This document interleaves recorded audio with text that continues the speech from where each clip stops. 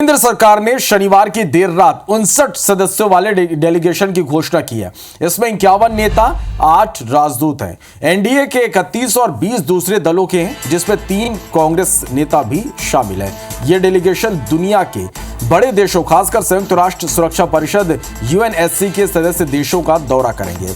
वहां ऑपरेशन सिंदूर और पाकिस्तान प्रायोजित आतंकवाद पर भारत का रुख रखेगा। डेलीगेशन कब रवाना होगा, फिलहाल इसकी जानकारी सामने नहीं आई है और इस डेलीगेशन को 7 ग्रुप में बांटा गया है। हर ग्रुप में एक सांसद को लीडर इसका बनाया गया है। प्रत्येक ग्रुप में 8 से 9 सदस्य हैं। सभी डेलीगेशन में कम से कम एक मुस्लिम प्रतिनिधि को रखा गया है। कांग्रेस सांसद शशि थरूर को अमेरिका सहित 5 देश जाने वाले डेलीगेशन की कमान सौंपी गई है। ग्रुप 1 की बात करें तो इसकी कमान भाजपा सांसद बैजंत पांडा, ग्रुप 2 की जिम्मेदारी भाजपा के रविशंकर प्रसाद, ग्रुप 3 की जो जिम्मेदारी है वो जेडीयू के संजय कुमार झा, ग्रुप 4 शिवसेना सांसद श्रीकांत शिंदे, ग्रुप 5 की जिम्मेदारी शशि थरूर, ग्रुप 6 के डीएमके सांसद कनी मोजी और ग्रुप 7 की जो जिम्मेदारी है वो एनसीपी सांसद सुप्रीमा सुले के हाथ है। कांग्रेस ने केंद्र को 4 कांग्रेस नेताओं के नाम डेलीगेशन में शामिल करने दिए थे। इसमें आनंद शर्मा, गौरव गोगोई, सैयद नसीर हुसैन और अमरिंदर सिंह राजा वारिंग के नाम थे। केंद्र ने केवल आनंद शर्मा को शामिल किया। सरकार के इस फैसले की कांग्रेस ने आलोचना की। वहीं कांग्रेस सांसद शशि थरूर ने डेलीगेशन का नेतृत्व करने की जिम्मेदारी मिलने पर केंद्र का उन्होंने आभार जताया। सवाल यह है कि आपने कांग्रेस से नाम मांगे और फिर कांग्रेस के नामों को नज़रअंदाज किया।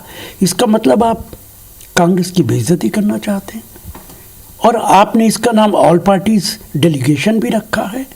और मैं ये कहना नहीं चाहता, ये मौका नहीं है कहने का। इसका मतलब है कि भारत सरकार की विदेश नीति फेल हो गई, तभी आप ये डेलीगेशन बना के पूरी दुनिया के अंदर भेज रहे हैं। पार्टी से उन्होंने कहा, स्वाभाविक है, हमने नाम भेजे, उन नामों को उन्होंने इनकार कर दिया। एक तो आपके पास अधिकार नहीं है हम जिसको भेजे उनको इनकार करने का। यह सर्वदलीय एक ग्रुप है और अगर सर्वदलीय है तो फिर दलों को तय करना चाहिए कि उनकी तरफ से सबसे अच्छी बात कौन रखेगा। देश की तीसरी और चौथी सबसे बड़ी पार्टी जो लोकसभा में है, उत्तर प्रदेश और पश्चिम बंगाल से, उनका कोई सांसद लीड नहीं करेगा। मतलब यहाँ भी आपकी मानसिकता इतनी संकीर्ण है कि आपने पूरी 70 साल की हमारी जो एक इंडियाज इंडिपेंडेंट फॉरेन पॉलिसी थी उसकी तो पूरी आपने रेड़ मारी दी इस पूरे एपिसोड में। अब तो सुधर जाओ कम से कम। शशि थरूर का कांग्रेस क्यों विरोध कर रही है? शायद कांग्रेस को सूट नहीं कर रहे होंगे या कांग्रेस से अलग बोल रहे होंगे। शशि थरूर जो हैं, उनका अगर नाम दिया है तो मुझे लगता है कि आवश्यकता अनुसार उनको भेजने की बहुत ज़रूरत होगी, इसलिए भारत सरकार ने नाम दिया होगा। ये बाहर जाएंगे, समझाएंगे तुम लोगों, तुम्हारे देश जो पाकिस्तान को लोन दे रहा है और वो इसे उग्रवाद में लगा रहे हैं, अपना भी नाश कर रहे हैं, तुम्हारे भी पैसे मर जाएंगे। कांग्रेस को ये भी अगर गलत लग रहा है तो फिर कांग्रेस चाहती क्या है? कंफ्यूज है कांग्रेस। अरे देश के लिए सोचें केवल ये और देश के हित में केवल काम करें, नहीं तो आने वाले समय में इनका हश्र जो आज है इससे भी बुरा हो जाएगा। 30 और 20 दूसरे दलों के हैं, जिसमें 3 कांग्रेस नेता भी शामिल हैं। यह डेलीगेशन दुनिया के बड़े देशों, खासकर कि संयुक्त राष्ट्र सुरक्षा परिषद यूएनएससी के सदस्य देशों का दौरा करेगा। वहीं ऑपरेशन सिंदूर और पाकिस्तान प्रायोजित आतंकवाद पर भारत का रुख रखेगा। डेलीगेशन कब रवाना होगा, फिलहाल इसकी कोई जानकारी सामने नहीं आई है। इस डेलीगेशन को 7 ग्रुप में बांटा गया है। हर ग्रुप में एक सांसद को लीडर बनाया गया है। प्रत्येक ग्रुप 8 से 9 सदस्य इस ग्रुप में हैं। सभी डेलीगेशन में कम से कम एक मुस्लिम प्रतिनिधि को रखा गया है। कांग्रेस सांसद शशि थरूर को अमेरिका सहित 5 देश जाने वाले डेलीगेशन की कमान सौंपी गई है। ग्रुप 1 की कमान भाजपा सांसद बैजंत पांडा, ग्रुप 2 की कमान भाजपा के रविशंकर प्रसाद, ग्रुप 3 की कमान जेडीयू के संजय कुमार झा, ग्रुप 4 शिवसेना सांसद श्रीकांत शिंदे, ग्रुप 5 की कमान शशि थरूर, ग्रुप 6 डीएमके सांसद कनी मोजी और ग्रुप 7 की जो जिम्मेदारी है वो एनसीपी सांसद सुप्रिया सुले के हाथ में है। कांग्रेस ने केंद्र को 4 कांग्रेस नेताओं के नाम डेलीगेशन में शामिल करने के लिए दिए थे। इनमें आनंद शर्मा, गौरव गोगोई, सैयद नसीर हुसैन और अमरिंदर सिंह राजा वारिंग के नाम थे। केंद्र ने केवल आनंद शर्मा को शामिल किया है। सरकार के इस फैसले की कांग्रेस ने आलोचना की। वहीं कांग्रेस सांसद शशि थरूर ने डेलीगेशन का नेतृत्व करने की जिम्मेदारी मिलने पर केंद्र का आभार जताया। सवाल ये है कि आपने कांग्रेस से नाम मांगे और फिर कांग्रेस के नामों को नज़रअंदाज किया। इसका मतलब आप कांग्रेस की बेइज्जती करना चाहते हैं। और आपने इसका नाम ऑल पार्टीज डेलीगेशन भी रखा है।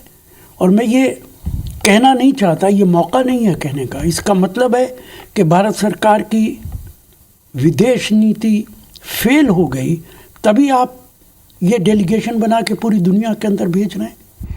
पार्टी से उन्होंने कहा, स्वाभाविक है, हमने नाम भेजे, उन नामों को उन्होंने इनकार कर दिया। एक तो आपके पास अधिकार नहीं है हम जिसको भेजे उनको इनकार करने का। ये सर्वदलीय एक ग्रुप है, और अगर सर्वदलीय है तो फिर दलों को तय करना चाहिए कि उनकी तरफ से सबसे अच्छी बात कौन रखेगा। देश की तीसरी और चौथी सबसे बड़ी पार्टी जो लोकसभा में है, उत्तर प्रदेश और पश्चिम बंगाल से, उनका कोई सांसद लीड नहीं करेगा। मतलब यहाँ भी आपकी मानसिकता इतनी संकीर्ण है कि आपने पूरी 70 साल की हमारी जो एक इंडियाज़ इंडिपेंडेंट फॉरेन पॉलिसी थी, उसकी तो पूरी आपने रेड़ मारी दी इस पूरे एपिसोड में। अब तो सुधर जाओ कम से कम। वो विदेश संबंधी संसदीय समिति के अध्यक्ष हैं और इसका पद कांग्रेस की अनुशंसा पर ही उनको मिला है। अब समझ में नहीं आता है कि वो अपने ही विदेश संबंधी समिति के अध्यक्ष। इसका मतलब कांग्रेस में अविश्वास और राजनीति इतना अधिक है कि वो भारत की सरकार, भारत की सेना के साथ साथ अपनी पार्टी के लोगों पर भी अविश्वास से ग्रस्त हैं। तो इस वहम की कोई दवा नहीं हो सकती। कांग्रेस की यही सबसे बड़ी समस्या है। और आंतरिक कलह तो दिख ही रही है आपको, लेकिन देश के हित से पहले पार्टी का एजेंडा इनका हावी रहता है। अब देखिए, राष्ट्रीय सुरक्षा की बात हो रही है और देखिए इसके मामले में लेकर इनके पास भरोसेमंद चेहरों की कमी है।